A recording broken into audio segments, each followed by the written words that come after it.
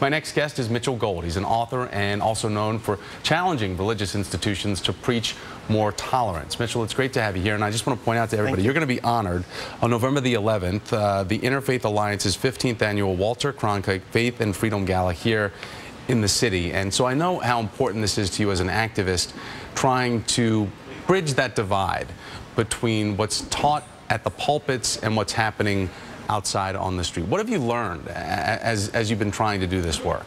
Well, what I've learned over the years is that, frankly, the LGBT community, the lesbian, gay, bisexual, and transgender community, has really not done a good enough job. They've done a job, but not a good enough job at educating people about the harm from outdated, misguided, ill-informed religious teachings.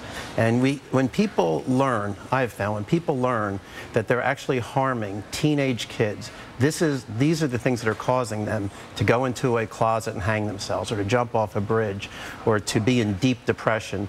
I've really seen that most people out there are good people, and they don't mean to hurt people. But the marriage ballots in all the states have been presented as much more antiseptic as that, and not really talking about the kind of harm that's caused, and whether it's a teenager or a 40-year-old. What do you think about the outlook of a President Romney, someone who is very guided by his Mormon religious faith, someone who has said that he does support DOMA, that is a constitutional federal marriage amendment banning marriage equality, and also doesn't even support civil unions? Right. Well, I think this is what all undecided voters should be looking at, and I think undecided voters should be much bigger than they are. I think every Republican looking at Mitt Romney should be an undecided voter, because they have not really learned what Mitt Romney is about. When a person is of such adherence to his Mormon faith as he is, his faith teaches that gay people should live a life of celibacy. They should be abstinent. They should not have contact with same-sex people because it might be too much of a temptation for them.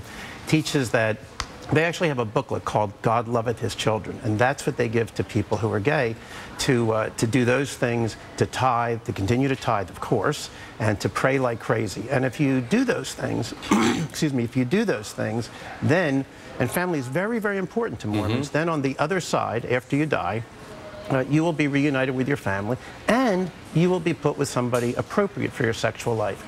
I mean, these are really such outdated thinking. It's incredible. And Mitt Romney has aligned himself with that kind of thinking. He has contributed to these anti-gay campaigns. I mean, the Mormon group, as a group, is one of the most virulently anti-gay groups in the country, one of the most virulently anti-gay churches in the country. And he's aligned himself with that, and it's the wrong side of history. One thing to point out, once again, you're going to be honored here in New York City by the Faith and Freedom, the gala taking place on the 11th, so congratulations. Thank you so much. On that, author, activist Mitchell Gold. Thanks, Mitchell. Good to see you.